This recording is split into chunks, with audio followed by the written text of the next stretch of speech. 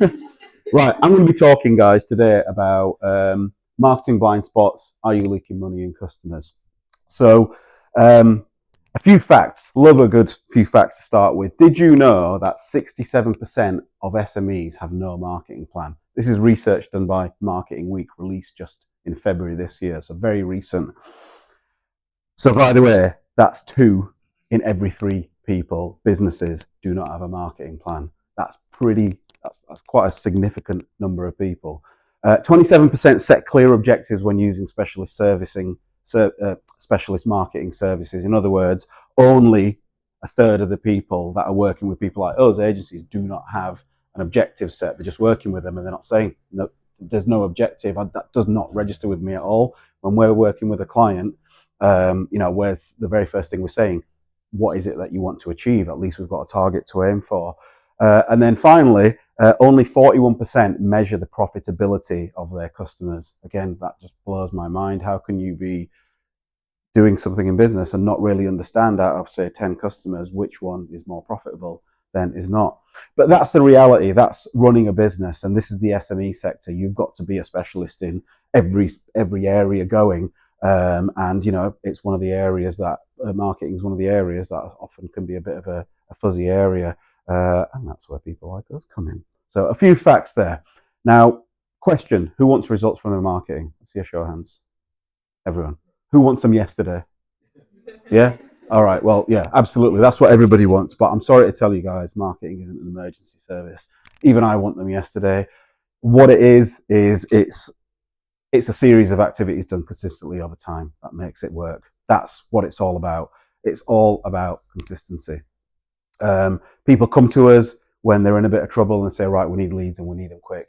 And I've learned the hard way, we can't achieve it. We can't achieve something in a really quick period of time because we've got to systematically work at things. And when we're given the time to do it right, that's when we can make it work. The kind of things that they ask us to do: marketing, what could you be doing? Social media, PPC, get into the top of Google ads. Get into the top of Google with paid ads. Search engine optimization, networking, what you guys are all doing, and email marketing. They're just examples. So that's the kind of stuff that, say, someone like us would do. And that's probably the kind of stuff that most people associate with marketing, as you should.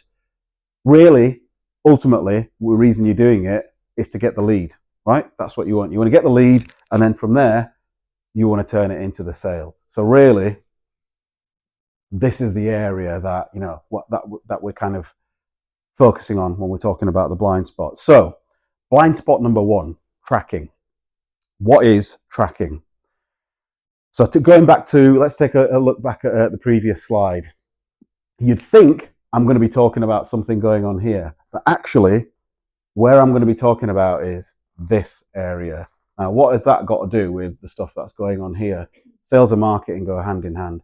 Everything has a symbiotic relationship with everything else within business. So this is one of the key things. When we create a strategy, we'll sit down in here around the table on the whiteboard and we'll be mapping everything out. One of the most common things that we actually see people doing is not properly tracking the way that things are going. So I'm going to give an outline of the kind of things really that we see people not tracking that really should be. So let's say you know that you need to a certain number of leads per month in order to get so many meetings, and then in order to convert so many sales. So really, one of the key things you want to be tracking first is your number of leads. Once you've tracked that, you need to be tracking the number of quotes. Now, I've put number of quotes here. It isn't just the quantity of quotes, it can also be the quote value, because you could send out 5 quotes that equate to £5 million, or you could send out 5 quotes that equate to £5. So when I say number of quotes, you also need to look at quote value. And then the conversion rate. So again, this is the order. Every Monday morning in this room, we sit down as a team and I give an update to the team on how many leads we've got in last week, how many quotes we've sent out, and what our general conversion rate is looking like. It's a really simple thing to do, and if it's something that you're putting in place with your own businesses, you'll find at least you've got a solid track of what's going on. So I'll give you an example. Let's say, for example, you need 20 leads per month in order to achieve whatever your turnover goals are for the year. Let's say out of that you send out 18 quotes because 2 of those leads are not right for you, or they're a bit of a tire kicker, or whatever the scenario is. And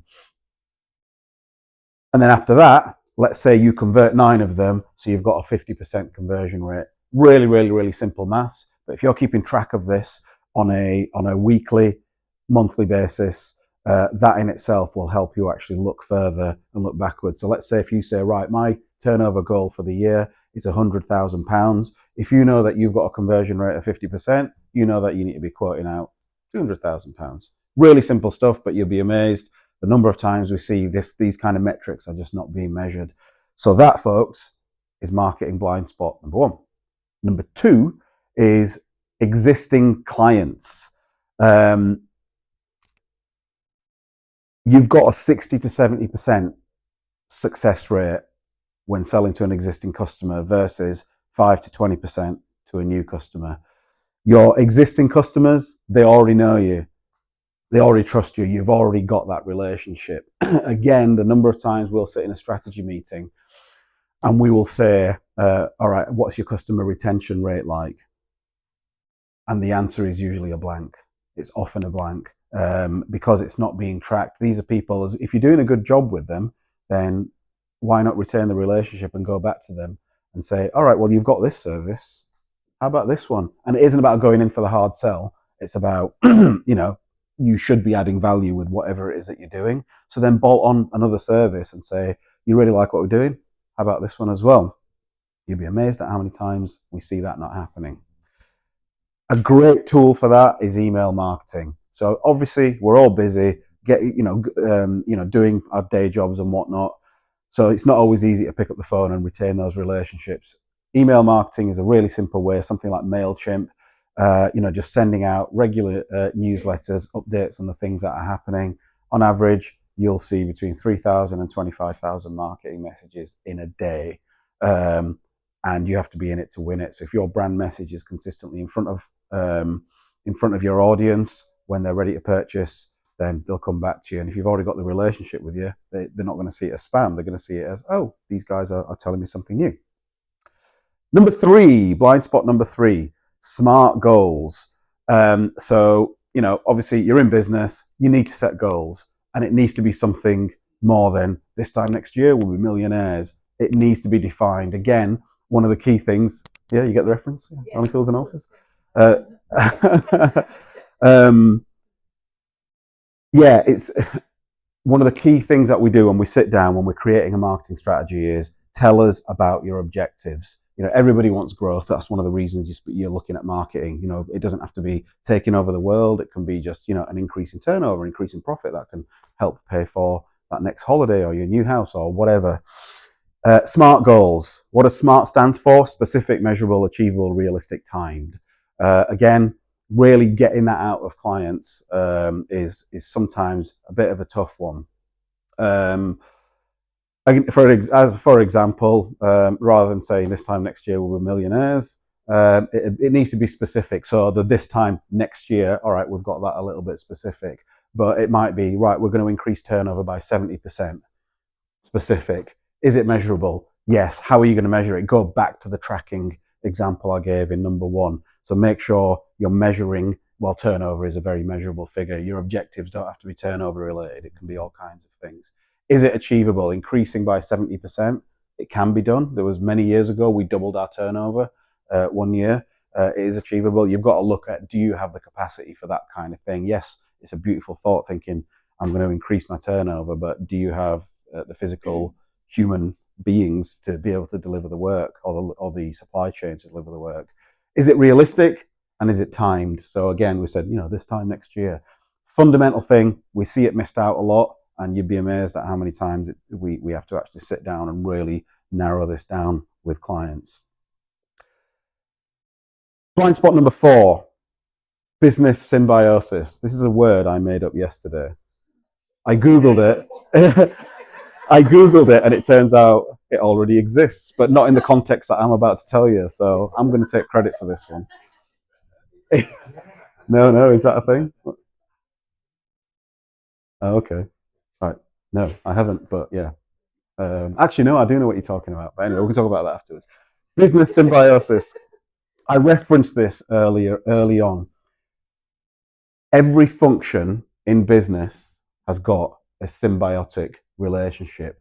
Your business cannot function efficiently without one working efficiently with the other. It's like the human body. Your heart can't function without the lungs, your lungs can't function without the stomach, and everything. All right, arguably you can get rid of a kidney, but your body's still not going to be functioning efficiently.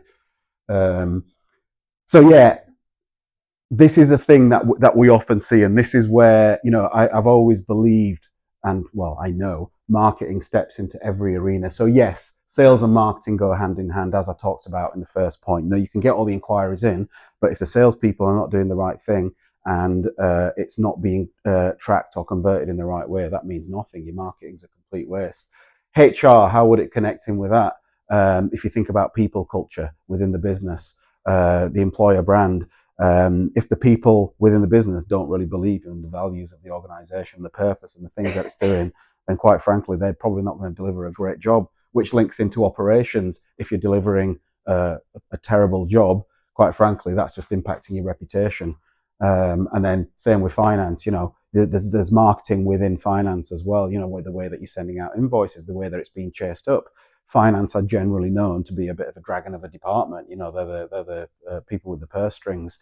But if you can create something where it all aligns in terms of the way that people perceive the business, that's business symbiosis. And again, people come to us saying, let's talk about the market and get the marketing better. We often find ourselves in the bigger organizations talking about employer brand and trying to educate them on the things that they can be doing for their employer brand and employee advocacy and employee engagement. So it's really important, when you step into business, you're not just delivering whatever that one thing is, your one vacation. You have to have a knowledge of every function within there. And the sooner you tap into that, as you're going to grow, the better, really, because at least you recognize your departments are going to grow in the right way.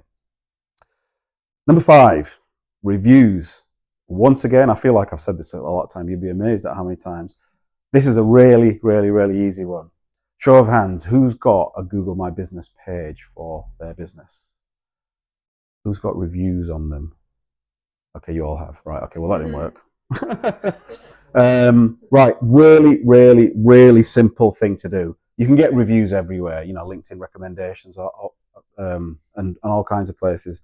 The simplest thing that we see that you can do is get customers giving you Google reviews. Great example. We created a strategy earlier this year for a client. And we were sat in this room going through everything. We were talking about reviews. They only had something like 2 Google reviews. They're ISO rated, so as a part of their ISO certification, they have to get testimonials from customers, and then they have to sporadically go in and just spot check them. So they have got paragraphs galore from numerous clients from over the years, and none of them were on Google reviews. Just by bringing that into the structure, they're basically just adding to the trust when people are searching that particular business, rather than having 2. If they had 20 or 30 or 200 or whatever, it just adds so much more trust. It's such a simple thing that can be done, and it's a thing that we see people missing out on a lot. So get your reviews in, guys.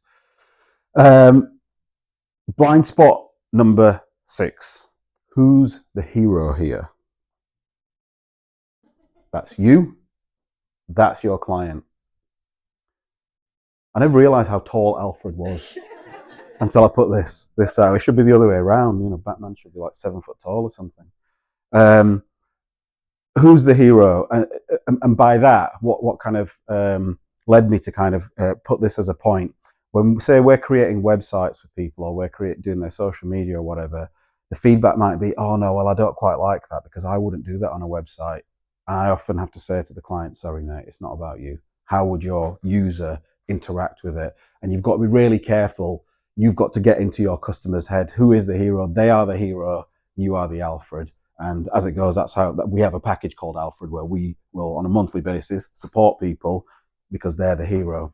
So it's all about the audience. The point I'm making here is forgetting about the audience. Again, a really, really, really simple, obvious thing. if it's your business, it's your little baby, yes, you want to create the website the way you want it to look, because it's important, but really you need to make sure you're focusing on the audience. And then blind spot number 7, channels. Focusing on just one or very few channels is a thing that we see a lot of people, a lot of the trap, a lot of people falling into. I've fallen into it in a previous business. I used to have a business. It was a retail business many years ago, about 12, 13, 14 years ago. And we used to sell on eBay. And it was great. It was selling all kinds of, we were selling all kinds of products. The eBay algorithm changed, and all of a sudden our visibility dropped out, and it caused the sales to drop out significantly.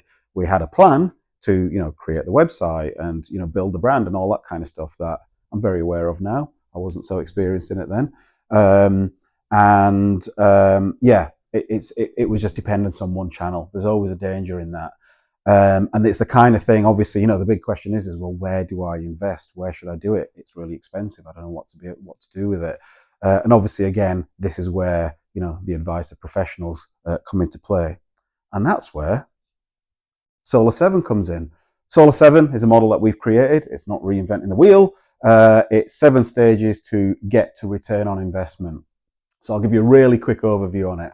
So stage 1 is discovery, sitting down, understanding where your business has been, where it is now, where it wants to go, who your customers are, and who your competition are. Stage 2 is creating the strategy, and that captures all activity that needs to take place. The outcome from the strategy should be, from researching every facet I'm about to talk about, a step-by-step plan of what you're going to do on a weekly or monthly basis in order to achieve the goals that you've outlined, the SMART goals that you've outlined at the discovery stage. Step 3 is getting your brand and your content right. That's at the heart of the model, the foundation. Step 4 is your website, and that's like the sun in your solar marketing system. And then once you've got that, you want to drive traffic to your site. So these are the planets. Stage 5, are you going to get traffic to your site from social media or being found at the top of Google or PR or email? And these need to work in unison with each other. And the orange ring around each one is content. Content is key as it's key to the center of the model. You could be posting on social media all day, every day, and saying absolutely nothing to your audience. So it's really important that you know who your audience are and get your message right. Stage 6 is reviewing and measuring, tracking. Point number 1, if you remember, it isn't just about tracking, the digital things happening on social media or your website. Review and measure the activity. That's the only way you're going to be able to fine tune it. And ultimately, that's what's going to get you to return on investment.